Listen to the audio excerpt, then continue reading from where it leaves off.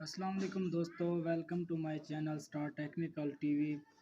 दोस्तों आज मैं आपको बताऊंगा कि इस कार्ड का जो साउंड का मसला होता है, हमारी एलईडी चल रही होती है, उसमें अचानक आवाज़ ख़त्म हो जाती है, आवाज़ नहीं आती तो हम परेशान हो जाते हैं कि हमारी एलसीडी में आवाज़ क्यों नहीं आ रही। तो फ्रेंड सिंपल सा एक तरीका है, अगर आप चेक करवाते हैं कि आपके स्पीकर भी सही हैं फिर भी आपको आवाज़ नहीं आ रही, तो फ्रेंड्स इसका जो मसला होता है ना, ये वाला आपको ज़िनर दिखाई दे रहा होगा, ये वाला इसका मसला होता है दोस्तों। ये जो हमें ना वोल्टेज जो है ना इस एसी में, सिस्टम एसी में देता है, मतलब ये साउंड ऐसी होती है जो सिस्टम में से इंपोर्ट करता है, ग्राउंड वगैरह जैसा होता है ना, जैसे ग्राउंड बोलते हैं, वो भी इसमें सपोर्ट करता है और इसमें 12 वोल्टेज भी सपोर्ट होते हैं। तो दोस्तों इस ज़िनर के ज़रिए हमारे जो है ना इस साउंड एसी को वोल्टेज मिलती है।